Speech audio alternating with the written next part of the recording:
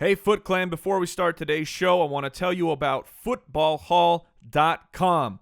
Look, we've all heard of these monthly box subscription plans, and now we have one for the football fan. It is fantastic. It's like having 12 birthdays a year with these mystery boxes of sweet NFL gear, and you get $75 worth of NFL merchandise for just $30. You check out these custom figurines that we have on our desk, and you get things specific to your team. I got this amazing Arizona Cardinals fleece blanket in the mail last month. It was spectacular. So head over to footballhall.com, and you know what? You use promo code BALLERS5 and you save $5 on your first purchase.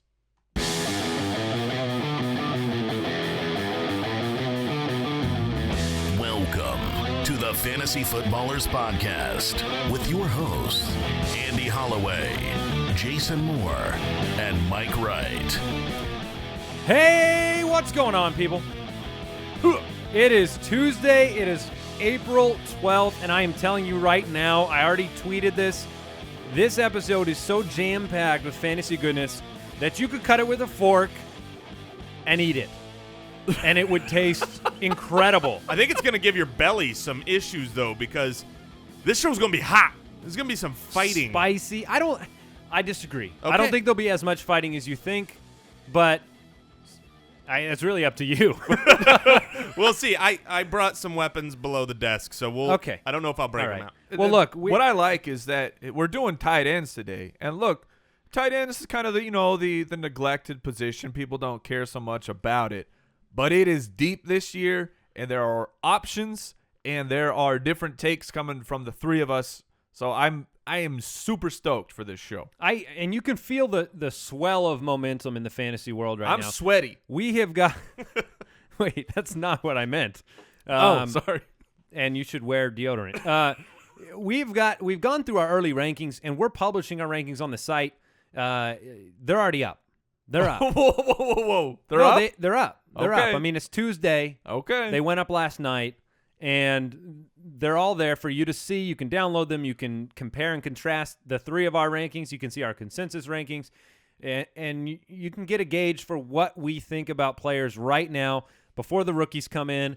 Obviously, they're going to change. The rankings will change, but there is a momentum. So much is happening in the fantasy world. Today's our top 10 tight ends. We're going to go through those, the consensus top 10. We got mailbag in today's episode. We got a bunch of news to break down for you. I'm excited. I mean, it's coming. The season is coming quick, and it will be here before you know it. And so you got to get your team right. I saw someone had put up a post that said there was only 22 Sundays until fantasy football. I love that. I love counting down that way. That's not bad. Tick-tock. I'll take it. Here it comes. And the NFL draft is like a minute. Yes. It's a minute from now. 1 minute. Count it down. And I should add this. Mike and I are talking tight ends. Jason is talking kickers only today. Oh, I love me some. If you because that's the listened position for years, you find neglected, you right? know that the kickers are a position that I love. That's hard to say. He stopped talking. He almost vomited. All right, that's like the pin is blue scene from Liar Liar. Kickers are the yeah, can't do it. All right, quick question for the day. I've got a good one. I'm trying to stump you guys. Yeah. Before I get into that, you can check us out on the web at thefantasyfootballers.com, on Twitter at theFFBallers. You can follow Mike at FFHitman, follow Jason at JasonFFL, or myself at Andy Holloway. We got the website, jointhefoot.com, our fantasy football community. A lot of people getting involved on jointhefoot.com. You can get an extra episode every week because you need more. I mean, honestly, who doesn't need more? And you can check us out on Facebook, on the Fantasy Sports Network, and on YouTube. So on YouTube today, Jason's going to be sharing in the show after the show a little story time about his phobia. So if you don't know Jason's phobia, you'll want to tune in for that. But quick question of the day, back to fantasy football. This player, you guys try to figure this out, this player was targeted on 100 passes in 2015. Exactly 100? Exactly 100. Oh. He had 0 drops. 0. And he played over 1,000 snaps. And he actually won the Pro Football Focus Best Hands Award because of this. So I know you probably have some guesses right out of the gate. I've put my hands in the triangle formation and pressing my index fingers to my lips as to look like I'm thinking. Sure. That's a difficult thing. I'll guess first then. Okay. My guess, and I thought he had over 100, so that might disqualify him if this is exactly 100. But I know he had at least 100 catches, and that his yards per catch went down this year because of poor quarterback play. Now, did you mean 100 catches when you said it just now? I did not. I meant 100 targets. I'm going to go with Jason Witten, who plays on almost every snap, had over 100 targets, and, he's got solid hands. Snaps. Yeah, I like that guess for Jason Witten. I'm going to go – I feel like he's got drops, but I'm going to go with Greg Olsen. It is Jason Witten. Yeah. Okay. And it is appropriate for this episode, obviously. Talking tight ends, Jason Witten did not crack our top 10 consensus, so we won't be discussing him at length today. But he's deserving of being brought up right now because tried and true, Jason Witten, what that must be like. I mean, I have the most minuscule idea from playing flag football at when you no, listen. All I was saying this is when you throw the ball to somebody, they catch it 100% of the time you put it near them. That'd be amazing. Well, that's if you would target me. What I'm saying is I want yeah, well, I tried. You remember? Yeah. In warm-ups? Yeah, I remember. Yeah, and it didn't work out, did it? Broke your thumb.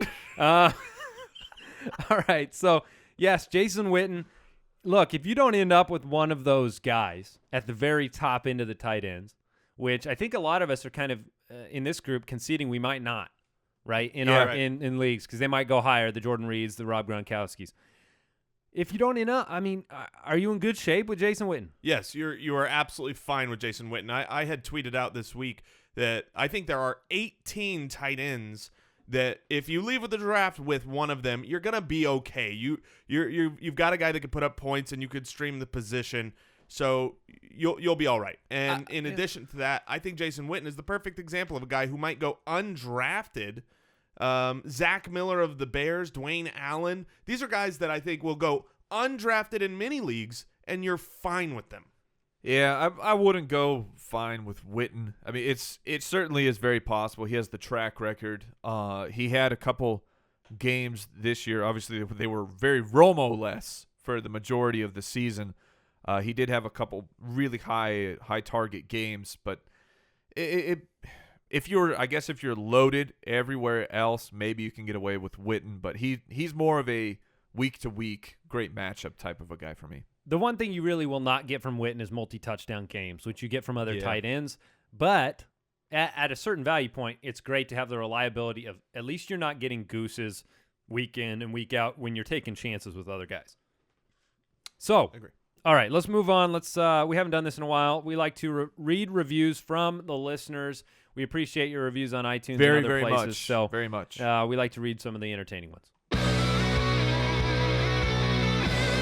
Review-a-saurus Rex. This one comes in from La Rucifer. It says it's the best around. You want to know how I know they are the best around? They're the first one I listen to when I get in the car. I have a lot of time on my hands.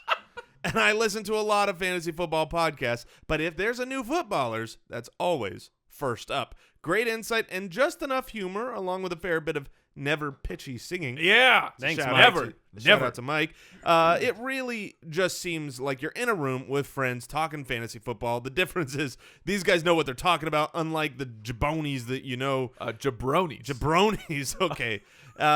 It's an added bonus that it's an independent podcast and happens to be from his home state. Plus, he finishes it with hashtag FootClan title ×2.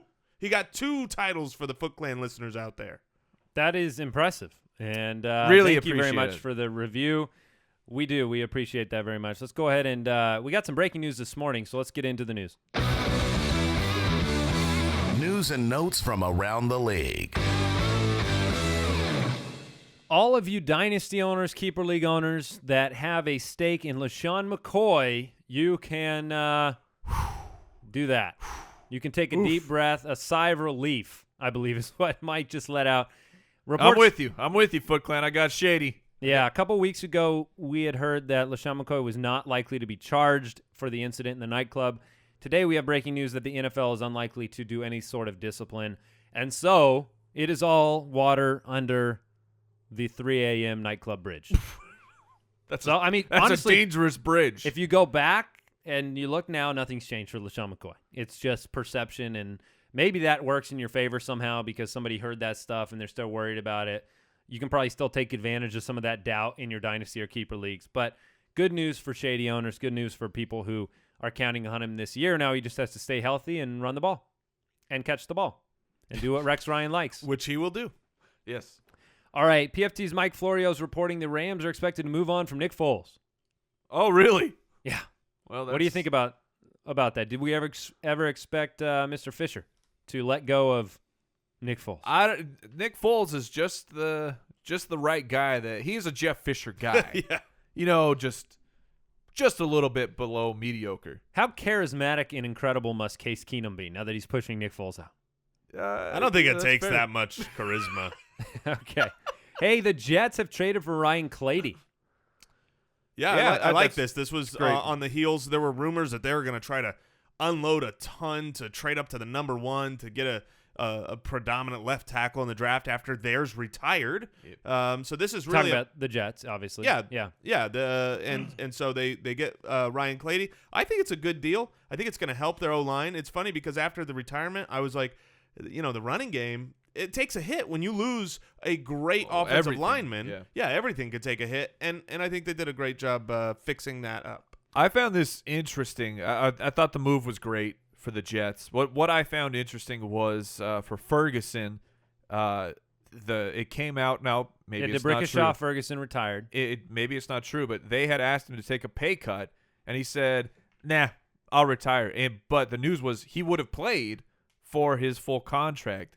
And maybe the stinginess is finally catching up to the Jets. Well, there are a couple of reports. The reports about the $7-8 million a year to Ryan Fitzpatrick have been at least publicly disputed by the Jets. They said that number is not what they had been offering him. Yeah, because they're like, it's 8.1. Well, okay. I don't agree. I think that there's no way. We all thought that was outlandish what they were offering Ryan Fitzpatrick. I think it was and is and wasn't actually what was offered. Probably it's just somewhere in between. It's not a good look for your franchise to have two big problems here. Luckily, they solved a problem very quickly. Fitzpatrick will sign with them. And when the Clady trade happened, I initially thought this was a way for Denver to free up space to get Colin Kaepernick. All the reading I've done since then, however, has said that the deal is not completely dead, but very unlikely to happen, and that this has no impact on the financial situation for getting Colin Kaepernick, is what I read today. Which they really need to do immediately. Get Colin Kaepernick? Yes. Only so that you can only for our little publicly gloat. Yes. I can't wait until Kaepernick stays there, Fitzpatrick signs, and we're all done with this. But all right, let's move on here. The Broncos are considering trading for Josh McCown in lieu of maybe Colin Kaepernick, which I think is a better win now move. I would like that for fantasy purposes. I'd rather have McCown throwing the ball to DT and Sanders. I would move over DT Sanchez. up. I would move DT up right away. That's because Josh McCown, in between concussions, is a gunslinger. Yep. Right in between there. Right when he's coming out of one and getting ready to go into another one, he throws it up. He stays in the pocket. I love it. Well, I love it. And look what he did in Chicago in his stint. The thing that earned him his massive contract was when he had Brandon Marshall and Alshon Jeffrey together. You go to the Broncos where you've got those two great options in Emmanuel Sanders and Demaryius Thomas, and he's a perfect fit for that. Also, if you haven't realized this, all news this week is from the Broncos. Yes. Everything comes from Denver. Right. They requested that we spend all of our time talking about them. So the next bit of news, the Broncos have exchanged contract proposals with Ronnie Hillman. I only bring this up because I want to know how you view him returning with C.J. Anderson, if that is indeed the case. Does that take the shine off of C.J.'s big contract? Does that change your perspective on Anderson at all? It doesn't change it for me. I feel like Anderson will again be given the opportunity to be the guy where Hillman's still not on the team. They screwed up with Anderson. The Broncos did. They figured that out. They underestimated his value, had to pay him more than they wanted to. And Hillman is still not on the team as of now. As of right now, Mike has C.J. Anderson at 13, Jason has him at 17, and I have him at 23. Wow. I am shocked that I'm not lowest on C.J. Anderson. I thought that you were. You're welcome. I thought you were coming around. I feel like I should be more in the 20s because what I was going to say on this I news think he will come up for me a little bit. Was but not to Mike's level. This doesn't change anything for me on C.J. Anderson because the shine and the luster is already off for me. I just feel like we've done this before, coming in saying, oh, if he gets the opportunity, if these things happen, if they break right, he can be great. I agree with those things, but they should have happened last year. We had plenty of opportunity for that to be true, and it wasn't, and it's not going to be this next year. So I don't believe C.J. Anderson will be elite. Exactly. Okay. He'll be serviceable. Yep. You can get by with him. Sure. So tight ends are coming. Tight ends, the fight is coming, and I'm going to make sure I bring the fight. But before we get into the ruckus debate on tight ends, we have got to thank our new sponsor, footballhall.com. That's great. That's haul like you're getting a haul, like a U-Haul full of stuff, HAUL. And let me tell you guys, I have been literally waiting for this type of a thing for years. You've got all those crates, those boxes that come in the mail where you open them up and you get surprises every month. Well, this one is just for football. We've actually talked about this before, and if you've ever watched our show on YouTube and you see how cool this studio is decked out with McFarlane's and all these things, these are the exact things. In fact, Mike's holding up something we just got in our last football haul. Football Hall, you get this box, is $75 of value in every single box. The box is only $29. You get it every month. It's like Christmas or a birthday, 12 months a year, which is exactly what you want. I was going to say, and when you open the box, I feel like you keep pulling stuff out, Yes. like the clown car where they just keep getting out. I was pulling things out of the box going, here's something else, here's something else. Yeah, you get clothes, shirts, toys, Favorite team stuff, puzzles, games, figures, action figures, and not just. I mean, we're talking about like those limited edition versions. So here's what you got to do. They've got a football hall closing on April 19th. So go right now for May to get your to haul in. get your next haul. So I know our listeners are going to love it. Go to footballhall.com and sign up and use our promo code, which is BALLERS5.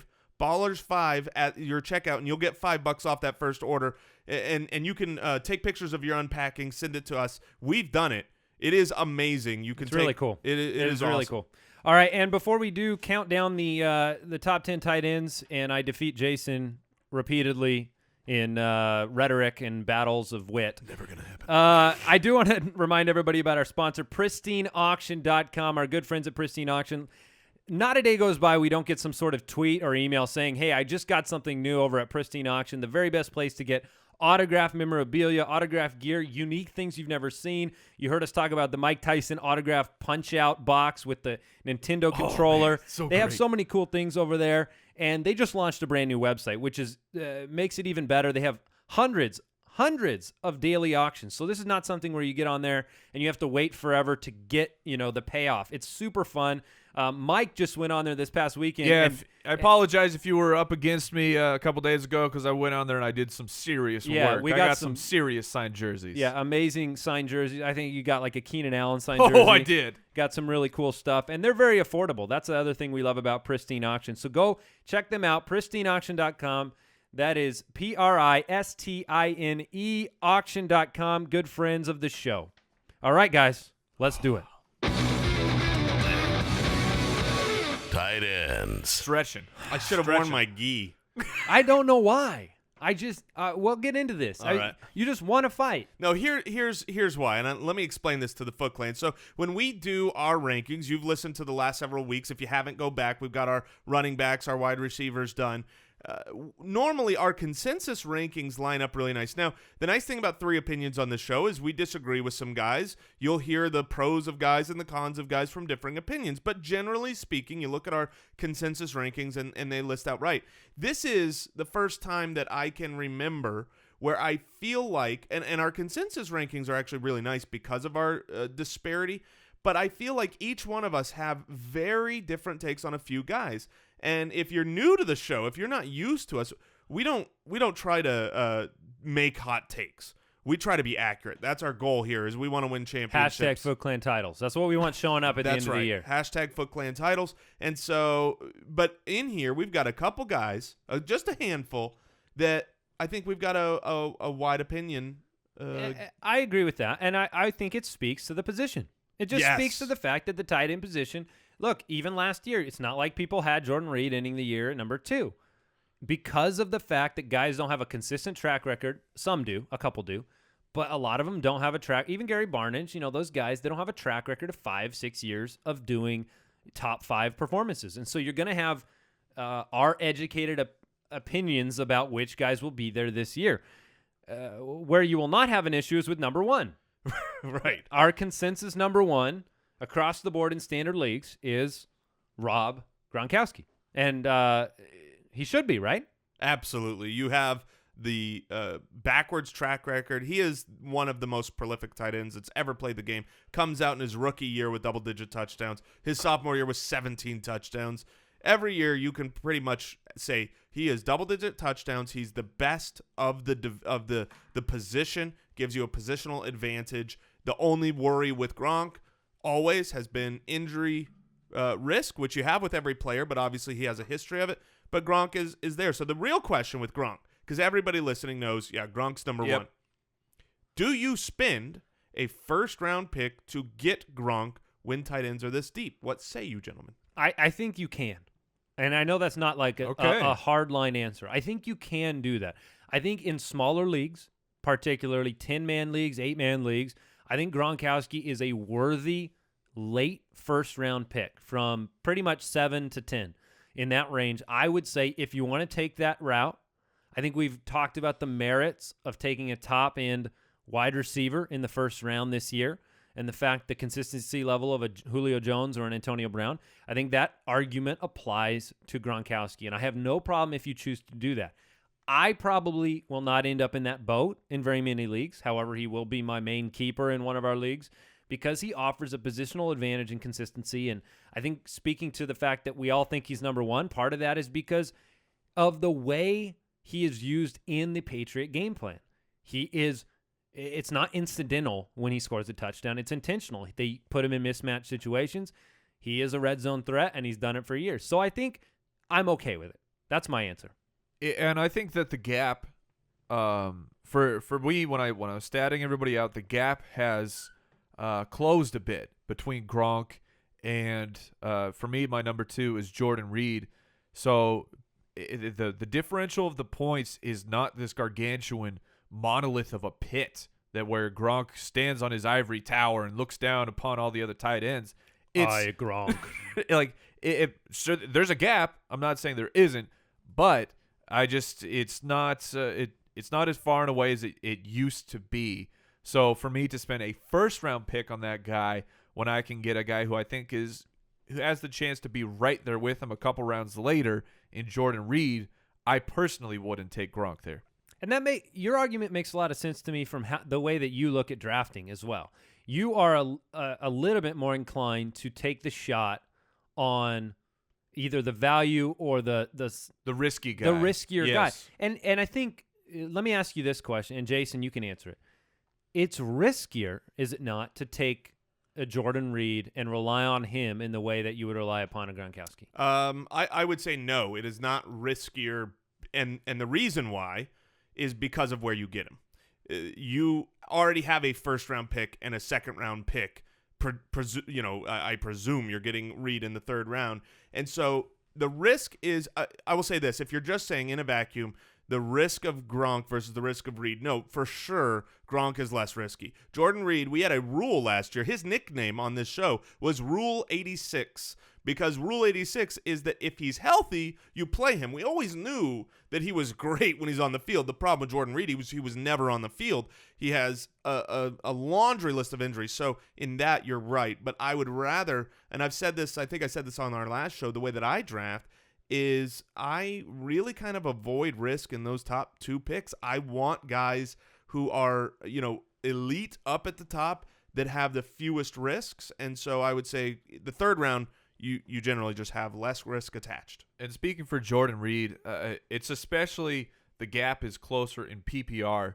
Very, very good point. Situations, because Gronk, for as great as he is, Gronk is really an 80-catch type of guy. Now, he's going to give you the double-digit touchdowns, But I think Jordan Reed has that upside to do that again. Reed had 10 or 11 touchdowns, so he can do it. He's shown he can do it, and that was only in 14 games.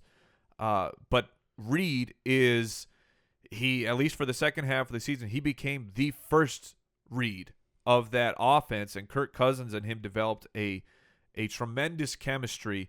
And there's such an advantage that Reed has because they line him up, in the slot, even sometimes out wide, and he runs up against generally linebackers, but he's an excellent route runner, so he toasts the coverage in that way. And Jordan Reed is closer to a 100-catch potential guy than 80, so you close the gap there a little bit with PPR. Big difference between the two in terms of yards per reception. Yes, Gronkowski led the league with 16.33 yards per reception. That was the best of his career. And the most yards per game. Now, we're kind of number 2 on our list is Jordan Reed. I'm just going to say that because we're talking about these two guys as it stands right now. Jason and Mike have Jordan Reed slotted in as their number 2 tight end in their rankings. I actually have Jordan Reed number 4. He's essentially in a 3-way tie between my 2, 3, and 4 in terms of how the projections worked out. I think there's a 4-point-something point difference between them. Now, on that, though, am I correct in telling our listeners you statted him out as not playing 16 games, right? I statted him out with an estimation of about a 14-15 game season. So per game, he would be your number 2 then, I would imagine? Yeah, I think per game he ends up there, because of how close they are on the total points. Because Jordan Reed, like you were saying, the difference between Gronk and Reed is more of a possession type of a guy. The 10 to 11 yards per catch, where Gronk has the ability to be a 14 to 16 yard per catch. Big plays from Gronk. Yeah, but what Reed gives you, highest catch percentage in the NFL for any wide receiver, tight end, or running back with over 100 targets at over 76%. I mean, that's a connection with your quarterback for sure. There's nothing negative to say about Jordan Reed. Jordan Reed is awesome. We love Jordan Reed. Injuries. Well, yes. I'll throw in injuries. I was going to say there's plenty you could say on injuries. Concussion, quadriceps but strain, that's it. Shoulder contusion, strained hamstring, strained thumb, concussion, bruised hip, strained quadriceps. That was I think that was last year.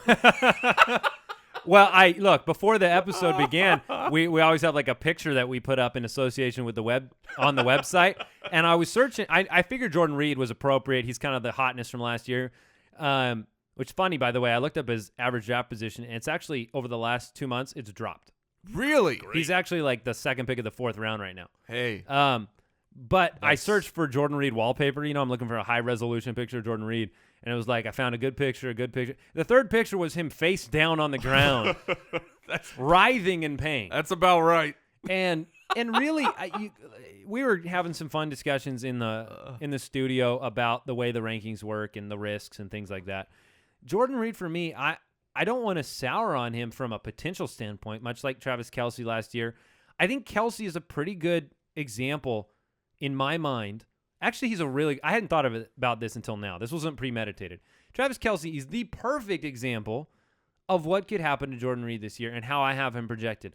I think 11 touchdowns is pretty darn high for Jordan Reed, what he pulled in last year. I think that Travis Kelce was coming off at the end of the year, and nothing about Travis Kelce's year last year said, boy, Travis Kelce sucks. Nothing he did says Travis Kelce sucks. So hyper talented, really good. Just wasn't locked in as this like catch guy in the offense that we thought he could be. Reed could be. I totally give a percentage chance that Jordan Reed could be. I think awesome. The big difference there, though, is that we saw that Kelce could be. Last year, we saw that Reed was. Yeah, that's exactly what I was going to say. How do you mean that you saw that he was? Because Reed was the first option. 87 receptions for 952 yards. In 14 games, he got 87 receptions. So I think we know he's locked in as a predominant target of Kirk Cousins. So we definitely got a bigger sample of his elite play than we did Kelce when we projected Kelce high. Yes. But they both were 3rd, 4th round picks last year. I guess Kelce was 4th, 5. Yeah. Okay. But I think they ended up both right now 4th round is about where they're at. So I guess my whole point is that when you mix in the injuries and about 10 games worth of elite play, I don't put him as close to Gronk as you guys do, and that's the way it goes. Sure, in PPR. So, what do you mean? I'm just saying when you say he's close to Gronk. Even in standard leads, the point gap between how I have him and you have him is very much different. Okay. So number 3 on our consensus list is actually This will be the most shocking name of the episode, I think, for people as far as our consensus rankings. Nobody sees him this high in other analysts. I don't believe. And he's not actually number 3 in any of our rankings, right? Nobody of the group of us actually have him worked that out for he'll be the consensus number 3 because of the disparity we have in the other guys. But number 3, I think Jason should announce this since he's kind of been touting this guy for a while. I appreciate that, Mike. That's true. This is my boy. This is pretty much my favorite guy so far. 54 draft catches, value-wise. 490 receptions, and 3 touchdowns last year. That's right. Sounds pretty below average. It is my boy Coby Fleener, and let me just start this off by saying Coby Fleener stinks. Coby Fleener sucks. That is what I want you and everyone listening to say. Down the value? I want to drive down that value, man, because the reason I like Coby Fleener is he's available late in drafts, and I want him to stay there. Look, he's not that good. He's never had more than 50 receptions in the last in the 50s. So you tell your friends when they say Coby Fleener is a good value, you go, I don't know about that. He's never really done it. Okay, we all in agreement? Cool. Yeah, because I want him on my team. He's 4th in both of your guys' rankings. He's 5th in my rankings, and obviously his ADP is going to massively climb from his 9th round ranking, and it should. You're going to have and while we are the highest maybe at this moment, we've heard some other analysts that have put him in the category of top 5. And look, this is the reason why. Not once since 2010 has Drew Brees allowed his number 1 tight end to not amass over 100 targets. That's and well ridiculous. Under 100. Not like 101, but I think last year was his lowest to the tight end position in several years because he lost Jimmy Graham. And that was 115 or so to Ben Watson. Yeah. I mean, this is a crucial part of the offense, and you don't have some other big touchdown threat, big guy in the offense. Colston has retired. You don't have other options, and Coby Fleener is more than capable of being what he is, which is a pass-catching tight end. He is not a stay-in-and-block tight end. He's been signed to be a pass catcher, and so it's inevitable that his hype train will begin to it'll pick up some steam. My favorite thing when I'm thinking about Coby Fleener in the Saints offense, okay, well you got a big guy, very, very athletic. I mean, he's 6'6". He ran a 4.56. I mean, that's just absolutely ridiculous. His measurables are off the charts. But what's the complaints? Well, he's soft. All he can do really is catch. Across the middle, maybe he's a little weak. You're like, who does that sound like? That's Jimmy Graham. That's exactly Jimmy Graham. So you put Coby Fleener in. Maybe it takes a little bit of time. I'm not expecting, Jimmy Graham immediately, or he would be our number 2 tight end. But I expect very big things for Coby Fleener. And the truth, the reason why I'm so excited is that ADP, whereas we're talking about first round for Gronk, and we're talking about 3rd, hey, maybe 4th for Jordan Reed. But I think it's very realistic that Coby Fleener, because of all the tight ends, people are going to fall in love with any number of guys. You just don't know how the drafts are going to go. Very realistic that you can get him in the 8th round. And if I can get 7 guys who aren't in the tight end position and then fill in my 8th round a guy that I am very confident finishes in the top 5. I'm very, very confident because with tight ends, you're so touchdown dependent because there's very few tight ends that get well over 100 targets a year. But those guys, they're not going to drop out. Coby Fleener, barring injury, is not going to be the 10th best tight end next year. He's going to be a top 5 guy. On top of that, Marcus Colston's gone. I know he wasn't a huge. It's almost like I said that about 1 minute ago. Well, but the point is, I was trying to look his things up, but like you said, you're correct. I was researching, yeah, so that's right. He wasn't a huge part of the offense, but those targets. I mean, Coleman. Are we going to do that again? Buy into Brandon Coleman? Not for me. It's Coby Fleener or bust. Number 4 on our consensus ranking. So we had Gronkowski, Reed, and Fleener. Number 4 is Gary Barnidge. Now this is almost entirely because of Mike. Yeah. And Mike has Barnidge at 3, Jason 5. I have him at 8. We all have him in this top 10 that we're talking about today. However, I think there's a pretty strong difference of opinion here, and a lot of why I think Jason and I don't have him as high is because of the fact he's a Cleveland Brown. He's got 1-year track record, and he's got Robert Griffin III throwing him the ball now. One of the amazing things, I mean amazing, about him is he doesn't have a 1-year track record. Gary Barnidge has been in the league more years than you could possibly imagine. And this is what scares me about him. So I'm going to make the counter argument for Gary Barnidge here. And then, Mike, you can tell us why he's so high. Let me read you. Let's go with his targets. Okay, these are the targets for Gary Barnidge since he entered the league year by year. 1. Okay, well, that was his rookie year, so whatever. 21. 9. 5. 12. These are his targets? 2. The 25. That's not good. 125. One of those things is not like the other, and that was last year. Clearly, he was able to do it. He was capable of doing it. But which is the real Gary Barnidge? And like Andy said, the faith that you put in the Browns, I was shocked. I was doing my research on Gary Barnidge. I statted him out. And I thought I was down on him, and I was shocked to see that. Where did you say I had him? 5? You have 6? him at 5, yeah. So I was shocked that he was that high because I don't love Gary Barnidge this year. But again, it's when you get that volume of targets, it's hard to not be in the top 5. New head coach, new quarterback, bad team. Those 3 things have me hesitant about him. He's still in my top 10. Yeah, and that's very fair. Like Jason said, though, for Gary Barnidge, 125 targets. So there are some other factors for the Cleveland Browns. Travis Benjamin, 125 targets. He is out of town. Now, I will concede that those targets could immediately go to Josh Gordon, who may or may not be reinstated into the league. But let's say that Gordon is not, like all the news are saying. The Browns are preparing for life without Josh Gordon. Who are you left with? I mean, they'll probably add someone in the draft, but Brian Hartline, Andrew Hawkins, Taylor Gabriel, I mean, even Duke Johnson. So let's say Duke Johnson gets a huge increase in his targets. He already had 74 last year. So I just think that the volume is safe for Gary Barnidge. If you watch the Browns play, he was a huge part of their game plan. It wasn't just, oh, hey, Gary happens to be open. They schemed. And they gave him a contract. They paid him and said, you're a part of this team going forward. And sure, it's pretty wild and out there that a guy like Gary Barnidge, a tight end, so late in his career can break out. But it happens. It happens from time to time. And I'm buying into him because of, like we said with Fleener, where you can pay a later ADP for him. I believe before the drafts are happening, that Fleener will pass Barnidge in the ADP.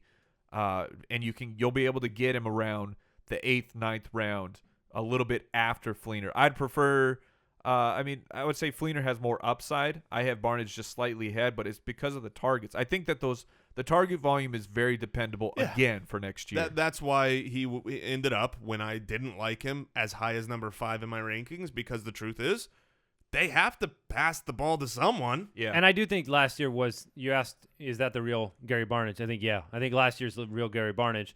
He was reliable. He had enough quantity to be reliable, but those are the arguments for and against him. Now, the next guy on our list, now Jason had Barnidge and Travis Kelce 5-6 in his rankings, and Kelce is the next one on our list at number 5.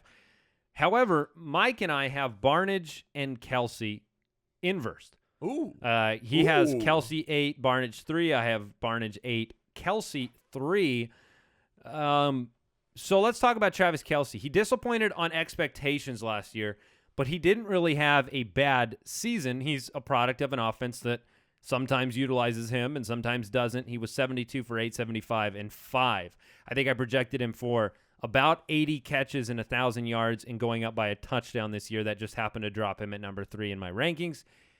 What are your guys' thoughts on Travis Kelce, Mike? Why is he 8 for you? I'm more curious why, like, you're projecting him to go up to 1,000 yards. What is your thought process behind that? I just think that Travis Kelce's utilization varied for no other reason than the defense being so incredibly good over the last half of the season. Their defense and that run that they went on, it was a defense-oriented. They didn't have to pass the ball a lot. And so I think that's why you saw a decline in his total production towards the end of the year. I think that their defense has lost some pieces in this past year. We know what's going on with Houston and their safeties.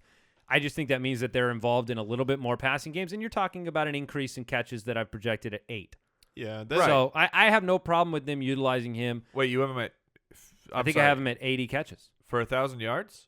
Yeah, so I have his yards per catch going up. Yeah, so a pretty decent chunk, in which it could happen. Look, I want to take a pause real quick and just say how happy I am from a human being perspective to now sit and watch Mike, who was Mr. Zeus Travis Kelce, man, badmouth him. Continue. No. You will not catch me badmouthing Travis Kelce because I still love the player. Zeus is a monster. It's just I don't think that the Chiefs are going to bump him up to that level where he can stay in the elite because of volume. I think that he is one of the best tight ends in the league. He's just not getting the appropriate targets, and I blame Andy Reid for that. Well, that's an easy one to blame because if you've got a superstar and you've got Andy Reid, I never blame Travis Kelce for anything. No, and so I think Andy brings up one of the best points that we need to keep in mind. The defense, just like we talked about with DeAndre Hopkins in the wide receivers, the defense for the Kansas City Chiefs, who were lights out, unbelievable second half of the year, were not that way in the beginning of the season, and that made an impact on their offense because one of the things that worried me with Kelce was the downtrend of his stats. You look at his year and you go, well, he had a fine year. He had enough catches, enough yards, enough touchdowns. You look at game 1. And in the first game of the year, I felt good, man. He had I felt 6 good after week 1. 6 for 106 and 2. 2 of his 5 touchdowns. You know, a giant chunk, and then from there it kept going down and down and down. So the trend does not look good for Kelce. All three of us love. I mean, you want to talk about an elite guy. I think if you're talking just physical talent, you go Gronk, then you go Kelce. I think Kelce is the second most talented tight end in the NFL from a physical capability. He still was at 100 targets last year. You know, you talked about the yards per catch changing. I think I have him at 12.3. He did 12.9 his rookie year, 12.2 last year. So it's not much of a difference. And he played 16 games both years, which is something that, hey, Jordan Reed, Rob Gronkowski, I'd like to have that from my tight end. I just think that he could end up in ADP value because of all the hype last year, the disappointment.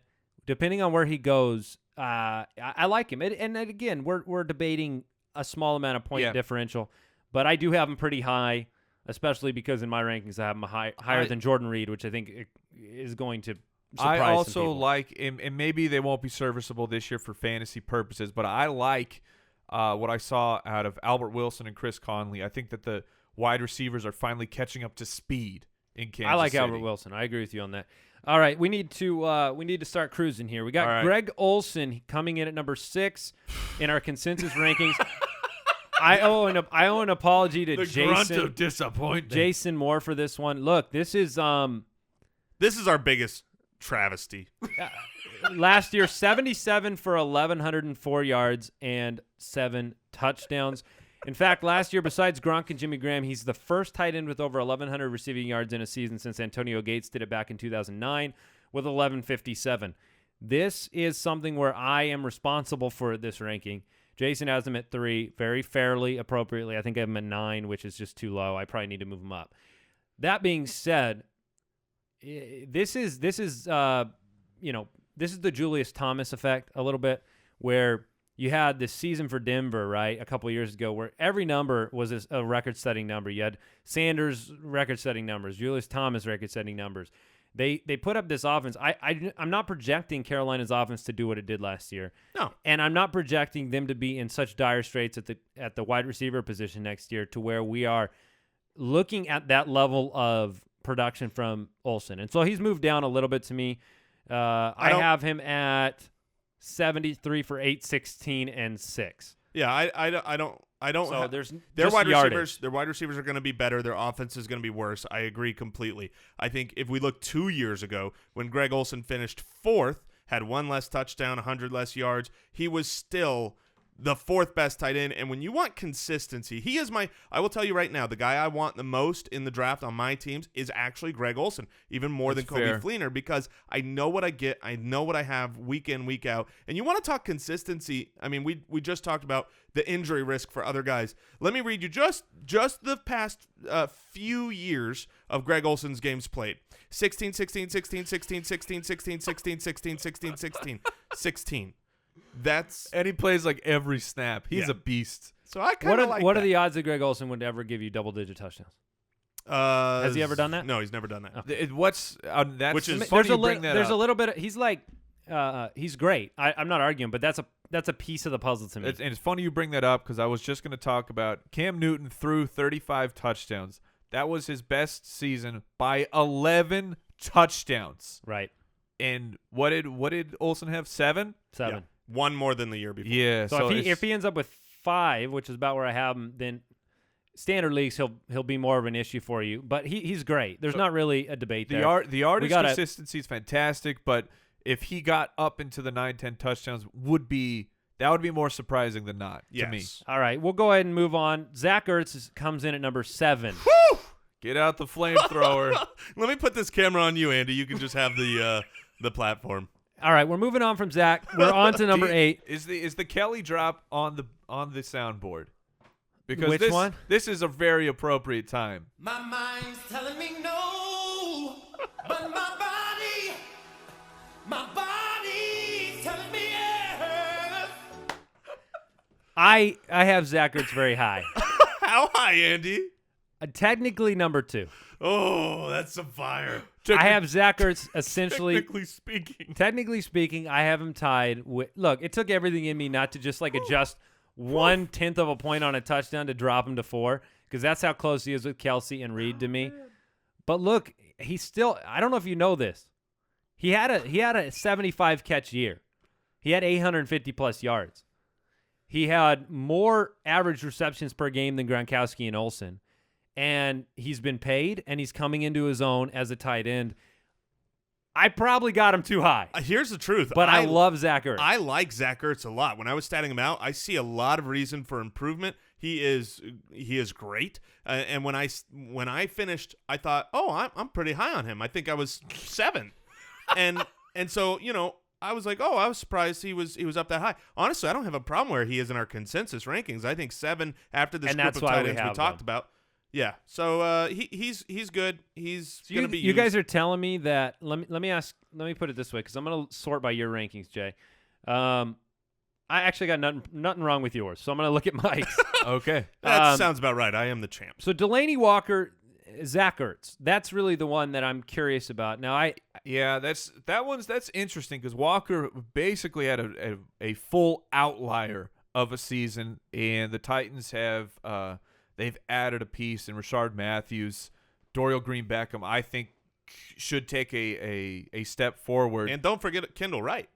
Sure, yeah, Kendall Wright was beat up most of the year, and he's still still young, a good talent. So I have Walker and Ertz 9 and 10. I would say that the upside is there for Ertz compared to Walker. If you're talking a guy who could actually sneak into the top 5 this year, it would be more Ertz to me, but that's why I got him in that same range. I'm just not sold. And that's fine. And the problem with Ertz is a 1,000,000% to do with touchdowns. He just hasn't put them up. You got the West Coast offense there with a new head coach that uses the tight end position. I just personally, I see the potential for the volume to be there.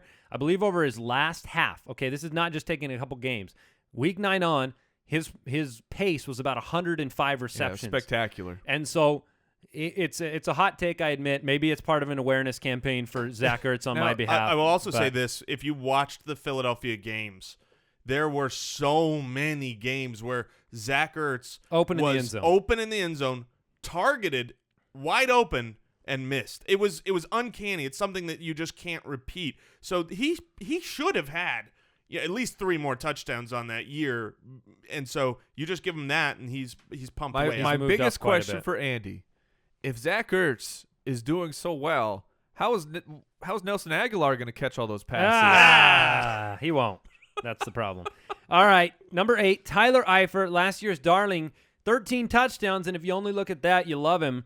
But 52 for 615 otherwise, which is just really a low total. He had some injury issues.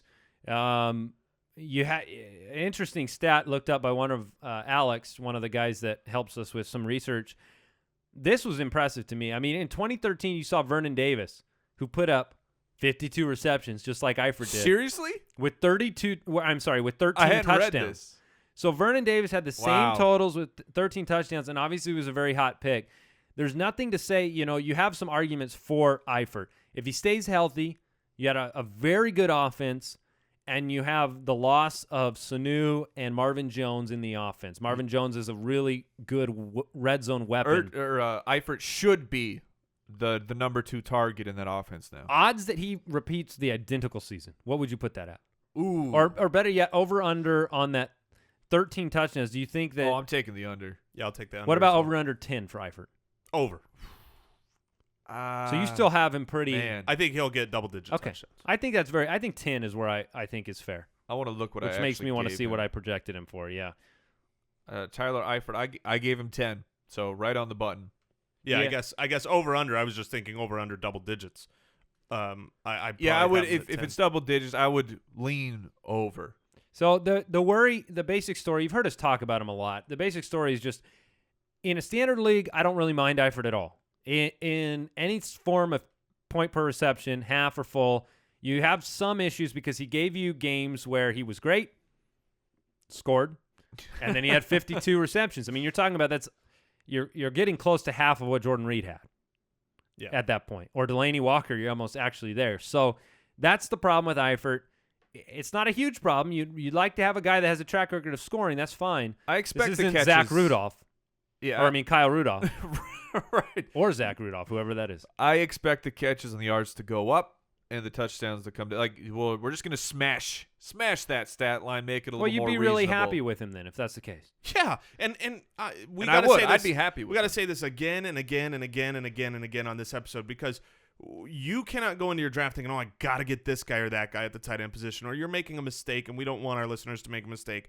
I would love to have Tyler Eifert on my team, and I won't You'll get have him on 0.0% of your teams. 0.0% of my teams, because he is one of the guys being overvalued. I'm going to take one of the guys undervalued. There are just so many good That's tight the ends. story with tight end, is that Eifert's going to go very high because of his season. So, and you know what he did too? He splashed last year. He won people so many weeks earlier in the season that they didn't expect to win because they had Tyler Eifert, and he blew up. He was a darling of our show. He was Exactly. our main Yeah, target. we like the guy. Just giving you all the information. That's the point of the show. Give you information, you can make those decisions, and we won't have him on a lot of teams because he's going to go too high. Number 9, Delanie Walker. Mike talked about him. 94 catches, 1,088 yards, and 6 touchdowns. I got him as my number 6 right now. Okay, because you're pretty big on the Titans. I'm a pretty big on the Titans offense making a leap. I got Mariota very high in my quarterback rankings in standard 4-point leagues. I don't think he puts up a year like he did last year in total quantity, but this was a big time year from Delanie Walker, and he did most of it under the radar, or so it felt in the fantasy community. So, a couple brief thoughts before we move on from Delanie Walker. I want to give the floor to you because you're the Walker guy, and I know one of your rules that you live by is you don't chase guys who have had a career year. And Delanie Walker, talk about a career year. You mean 200 yards higher than his second best. Touchdowns he matched his highest total, and his just receptions went up by over 30.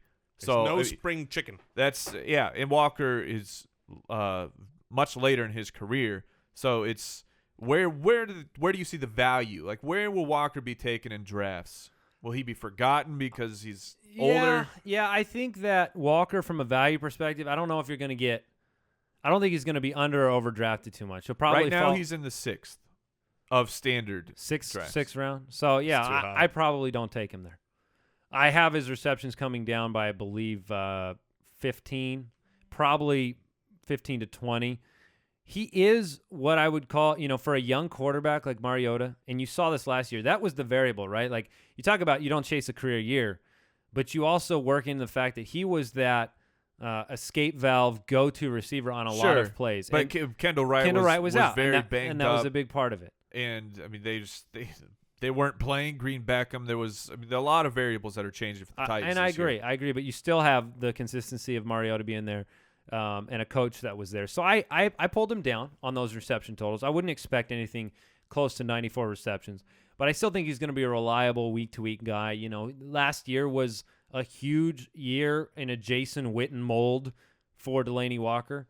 I just think he's pretty consistent. However, the 6th-round value, I don't think I'm taking him there. Okay. So I think that's fair, and he'll probably Plenty of the guys we talked about already are going past the 6th. And when you talk about career year, which apparently affected his ADP if he's going in the 6th, it's not something you think is going to happen again with an older guy like Delanie Walker. So Antonio Gates comes in at number 10. A little bit of a surprise to me, only because there are some other guys we like with upside, the Eric Ebrons of the world.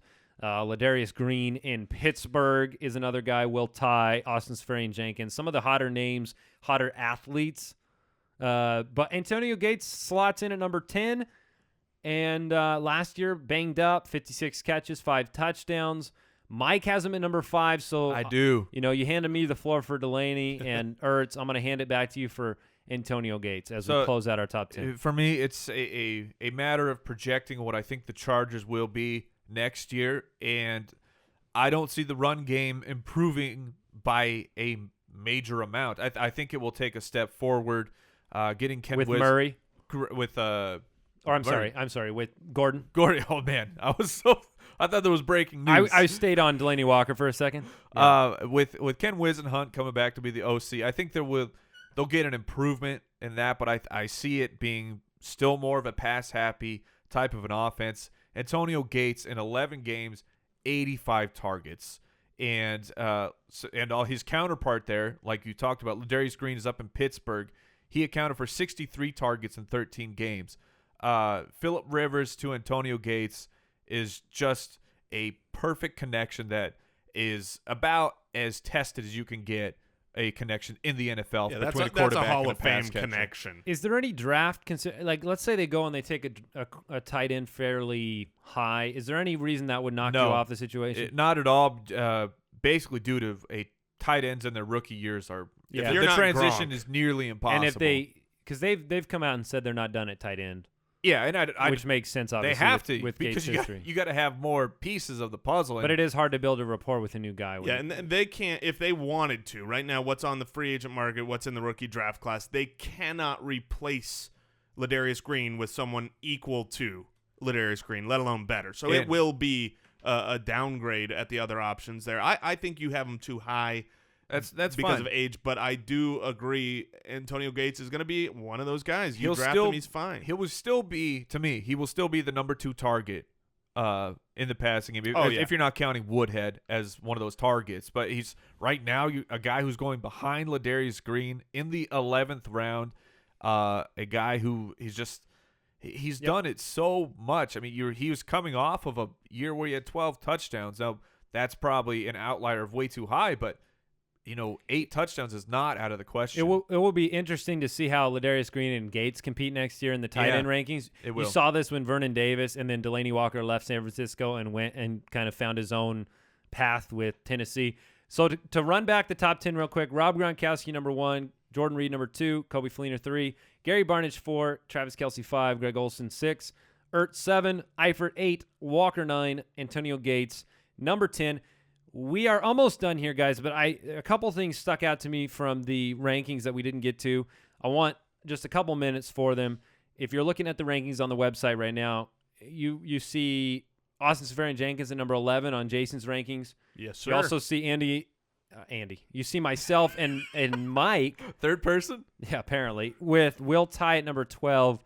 Couple quick words on ASJ. Why do you like him and have him so highly ranked as essentially in a 12-team league? You have Austin Seferian Jenkins as a 1. Yeah, coming into the NFL draft, he was as highly touted as you can get. He is a physical freak, a great option. You saw games last year where he was a huge breakout type of candidate individual games when he was targeted, and he has the capability to do it. 6'6", 258, second-round pick. Exactly. So I think this offense for Tampa Bay is going to take a step forward as their defense takes a step backwards statistically. You've got another year with Winston. And remember last year, all the jokes we made about him not being able – I had the running gag of breaking news that 3 receptions. No, the injury. The injury that he was still not practicing for no reason every week. He was banged up last year and still was okay in several big games. I think he has the potential, the capability, and could have the opportunity to take a giant step forward. If he finished as a top 5 guy next year, I wouldn't be blown away. And so I'm fine ranking him at 11 back end. I would rather have him over some of the older guys that, don't have that same ceiling when I'm drafting late. I'm going to take a flyer because if I'm drafting late, I'm probably going to stream the position anyways. All right, and then the Will Tye, I mean, to me, I don't know about you, Mike, and you can speak to it. The reason I have him so high is, for one, I think that they really like him in New York. And if you look from like week 10 on, he was on pace for about 75 receptions, 850 yards, and 7 touchdowns. And so if he's in that role, which it looks like that's his role right now, a pretty good offense, a consistency factor there. I just kind of like him as a sleeper because you're going to I mean, you can get him as late as you want right now, right? Yeah, he's going to be completely left off of most draft radars. He had the 4th most targets on the team in only 13 games. So, I mean, you saw Dwayne Harris play almost the entire season at wide receiver, had less targets than Will Tye. Ruben Randall, the 2nd most targeted player on the team, he's gone. Now they're going to have to replace a wide receiver, and there's some buzz of like a Treadwell going to the Giants. But those will still be a rookie where Will Tye is in the system.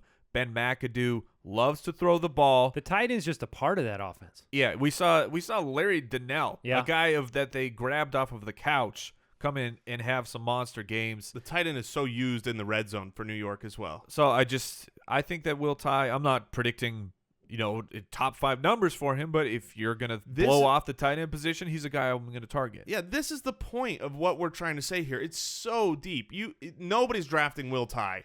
And if you had Will Tye, I'm drafting Will Tye. Well, sure. I'm just saying he's going to go undrafted in most leagues. Listen to some of the names we didn't talk about. Eric Ebron. Yep, love him. Love him this year. Could be great.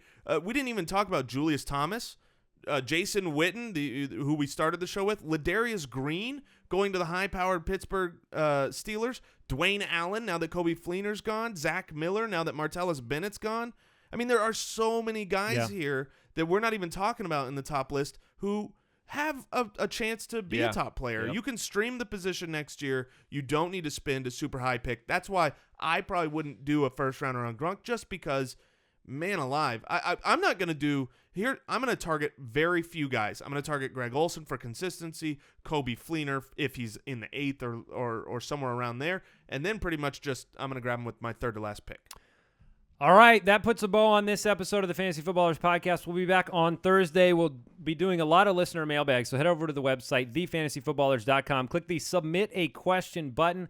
We like to answer as many of those as we can, and you can also ask them on Twitter at the FF Ballers. Want to remind everybody about pristineauction.com for all your sports memorabilia, as well as our new sponsor and good friends, footballhall.com. That's HAUL. Don't forget to use the promo code BALLERS5 when you sign up on footballhall.com. Save 5 bones. And enjoy it because it is super fun. It's we actually, a lot of fun. I think we're going to be like recording us opening those each month because it's just super fun to unbox them.